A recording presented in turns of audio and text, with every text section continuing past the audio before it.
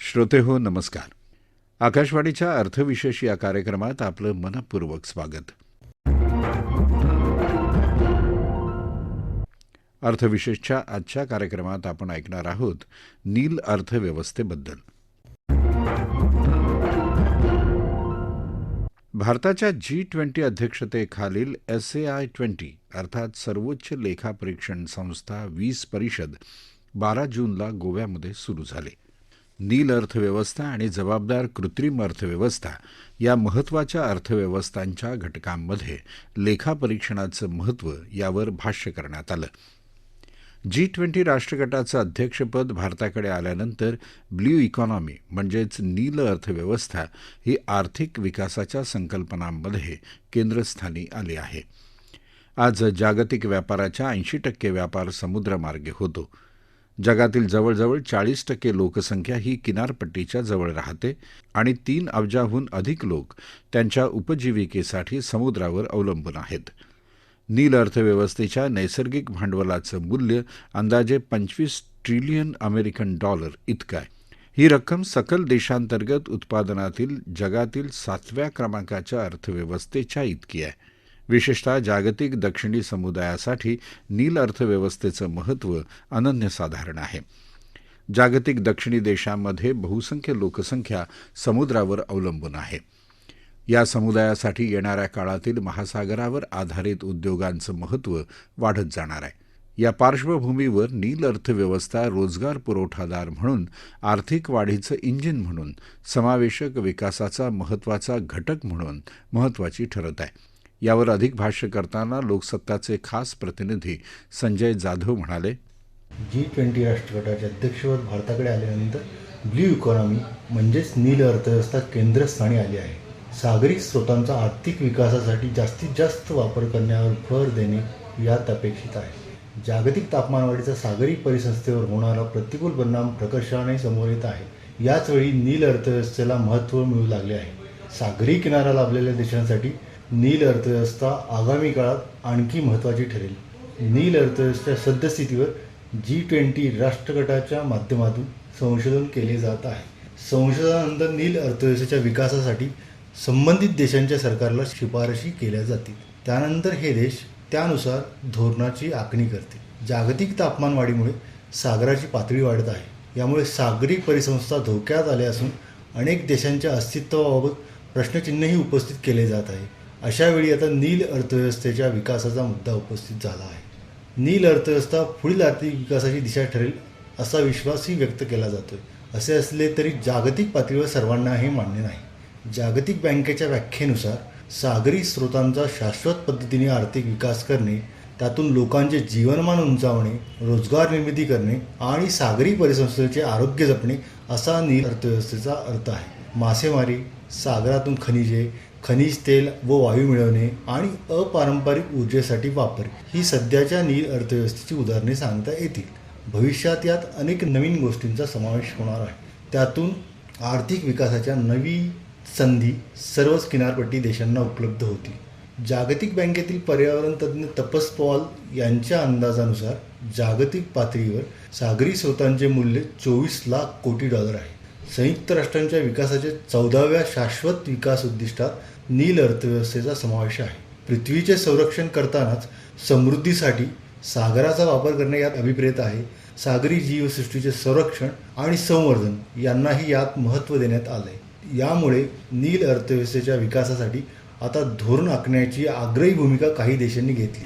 सागरी संवर्धन अर्थव्यवस्था शाश्वत पद्धतीने विकसित करण्यासाठी 2030 पर्यंत वर्षाला $175 अब्ज मोठी गुंतवणूक आवश्यक आहे. प्रत्यक्षात 2015 ते 2019 या काळातील विचार करायचा झाल्यास $10 अब्ज कमी गुंतवणूक झाली आहे. भारताचा विचार करता सकल राष्ट्रीय उत्पन्न म्हणजेच GDPत नील अर्थव्यवस्था वाटा केवळ 4% आहे. ट्रान्सनॅशनल इन्स्टिट्यूट या संशोधन संस्थेने नील अर्थव्यवस्थेबाबत मूलगामी निरीक्षण नोंदवले आहे. मासेमारी करणारे मच्छीमार हा एकमेव असा छोटा समुदाय आहे जो जागतिक पातळीवर सागरी स्रोतांचा वापर शाश्वत पद्धतीने करीत आहे. हे निरीक्षण अतिशय महत्त्वाचे आहे. याचवेळी नील अर्थव्यवस्थेचा आर्थिक विकासासाठी वापर करण्यासाठी पूर्ण क्षमतेने काम सुरू झाल्यास सागरी परिसंस्थेकडे दुर्लक्ष होईल असाही दावा पर्यावरण तज्ज्ञ करीत आहे. केवळ आर्थिक विकासावर भर दिला जाईल आणि पर्यावरणाकडे दुर्लक्ष केले जाईल असा आक्षेप घेतला जातो. आताही अनेक सागरी उद्योगांमुळे हाच प्रकार घडतो. नील अर्थव्यवस्थेचा फायदा मिळवताना अनेक गुंतागुंतींच्या समस्या आहेत. संयुक्त राष्ट्रे आणि जागतिक बँकेच्या म्हणण्यानुसार सागरी स्रोतांचा अशाश्वत पद्धतीने वापर झाल्याने दिवसेंदिवस ते कमी होत आहेत. सागरी किनाऱ्यावर अतिक्रमण करून ते नष्ट करण्यात आले आहेत. त्यामुळे किनाऱ्यावर सागरी अधिवास नष्ट झाले आहेत. या सगळ्याचाच प्रतिकूल परिणाम सागरी परिसंस्थेवर होतोय. तापमान वाढ आणि प्रदूषण यामुळे संपूर्ण सागरी जीवसृष्टी धोक्यात आली. अनेक जणांनी सागरी संवर्धनाकडे दुर्लक्ष करून नील अर्थव्यवस्थेच्या विकासाकडे लक्ष देण्यावर जोरदार टीका केली आहे. आधीच सागरी स्रोतांचा अतिवापर करून संतुलन बिघडवल्यानंतर आता पुन्हा त्यांचा अतिरेकी वापर करण्याचा प्रयत्न सुरू आहे अशी ओरड केली जाते. भारताला 7,517 किलोमीटरचा सागरी किनारा लाभलेला आहे. त्यामुळे आपल्यासाठी नील अर्थव्यवस्था ही अतिशय महत्त्वाची आहे. नीती आयोगाने भारतीय संदर्भाचा विचार करून नील अर्थव्यवस्थेची व्याख्या केली आहे. संपूर्ण सागरी स्रोत आणि मनुष्य निर्मित सागरी आर्थिक पायाभूत सुविधा उभारणे, याचबरोबर भारताच्या हद्दीत सागरी व्यावसायिक विभाग निर्माण करणे, यातून उत्पादन आणि सेवा क्षेत्राला गती देणे हे अभिप्रेत आहे. हे करताना आर्थिक विकासासोबत पर्यावरण शाश्वतता आणि राष्ट्रीय सुरक्षा याकडे लक्ष देणे असा नील अर्थव्यवस्थेबाबत भारताचा दृष्टिकोन आहे. G20 राष्ट्रगटांच्या अध्यक्षपदाच्या निमित्ताने नील अर्थव्यवस्थेत महत्त्वाची भूमिका बजावेल. सागरी परिसंस्थेचे संरक्षण करतानाच सागरी स्रोतांचा शाश्वत पद्धतीने वापर करून आर्थिक विकासाचे लक्ष्य गाठण्याचे काम नील अर्थव्यवस्थेच्या माध्यमातून करण्याची संधी आता भारतासोबत संपूर्ण जगाला मिळालेली आहे. जागतिक दक्षिणेतील असुरक्षित महासागरावर अवलंबून असलेल्या समुदायांसाठी भारताच्या G20 अध्यक्षतेखाली आर्थिक वृद्धी, हरित अर्थव्यवस्था आणि सामाजिक समता या उद्देशानं नील अर्थव्यवस्थेला प्राधान्य दिलं जातंय. नील अर्थव्यवस्थेच्या सद्यस्थितीवर G20 राष्ट्रगटाच्या माध्यमातून संशोधन केलं जाईल. संशोधनानंतर नील अर्थव्यवस्थेच्या विकासासाठी संबंधित देशांच्या सरकारला शिफारशी केल्या जातील. त्यानंतर हे देश त्यानुसार धोरणांची आखणी करतील. सागरी स्रोताचा आर्थिक विकासासाठी जास्तीत जास्त वापर करण्याबरोबरच शाश्वत विकास सुनिश्चित करणं आवश्यक ठरेल. अपारंपरिक ऊर्जा, मासेमारी, खाणकाम, जैवतंत्रज्ञानावर आधारित उद्योग अशा अनेक क्षेत्रात नील अर्थव्यवस्था या देशांच्या आर्थिक विकासाचं महत्त्वाचं साधन बनू शकतं. किनारपट्टी आणि सागरी पर्यटन 2030 पर्यंत अंदाजे 8.5 दशलक्ष लोकांसाठी रोजगाराच्या संधी निर्माण करतील अशी अपेक्षा आहे. बंगालच्या एकूण मत्स्य उत्पादनांपैकी सागरी मत्स्य उत्पादन 80% जास्त योगदान देते. एकूणच दक्षिण आशिया आपल्या मत्स्य व्यवसाय क्षेत्राद्वारे जागतिक अन्न पुरवठ्यामध्ये मोठे योगदान देत आहे.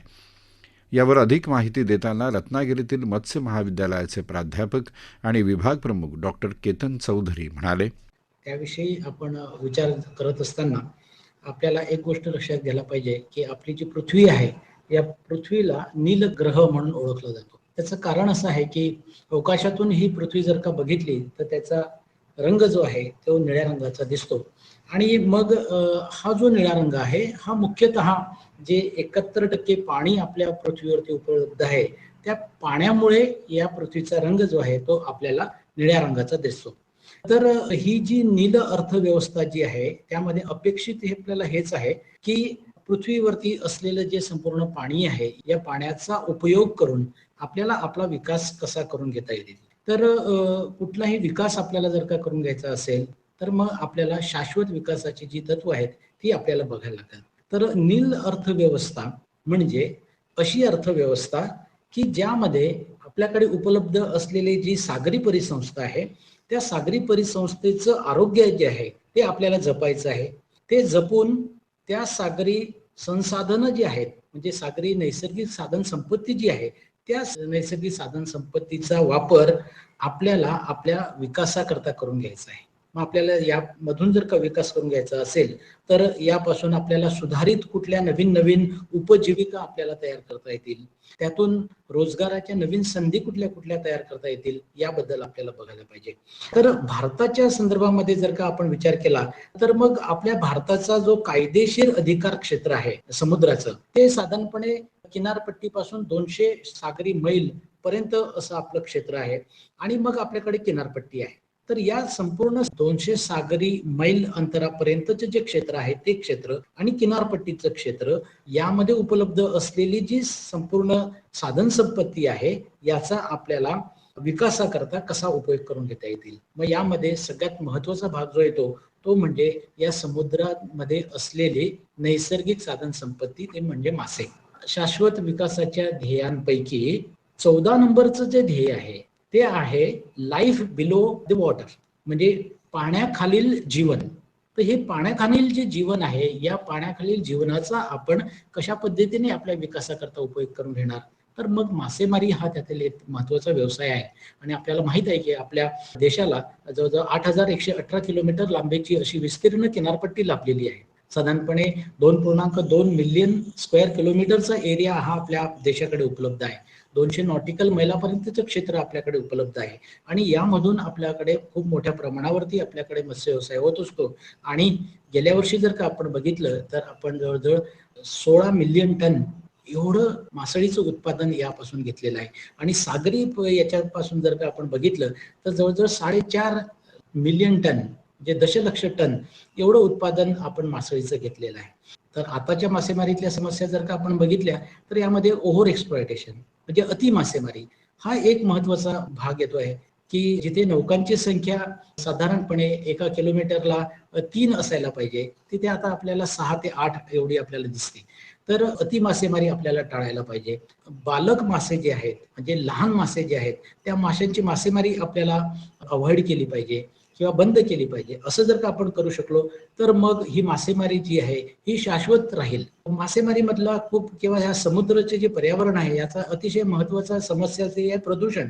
मोठ्या प्रमाणावरती किनारपट्टीवरती आपल्याला प्रदूषण दिसून येतं आणि त्यामुळे सुद्धा मासेमारी आपल्याला कमी होते आहे असं दिसून येतं. ती ही प्रधानमंत्री मत्स्य संपदा योजनेच्या अंतर्गत आपल्याला आपल्या येत्या 5 वर्षातलं जे उत्पादन आहे ते उत्पादन आपल्याला डबल करायचं आहे आणि त्यामुळे हे जर का आपल्याला उत्पादन जर का दुप्पट करायचं असेल मग त्याकरता शासनाच्या मार्फत आपल्याला मोठ्या प्रमाणावरती गुंतवणूक आपल्याला करायला पाहिजे. आणि ही जी गुंतवणूक आहे आपल्याला असं दिसतं की केंद्र शासनाच्या मार्फत ही जी प्रधानमंत्री मत्स्य संपदा योजना जी आलेली आहे त्यामध्ये 20,500 कोटी रुपयाची गुंतवणूक ही संपूर्ण या देशामध्ये होणार आहे मासेमारीच्या विकासाकरता.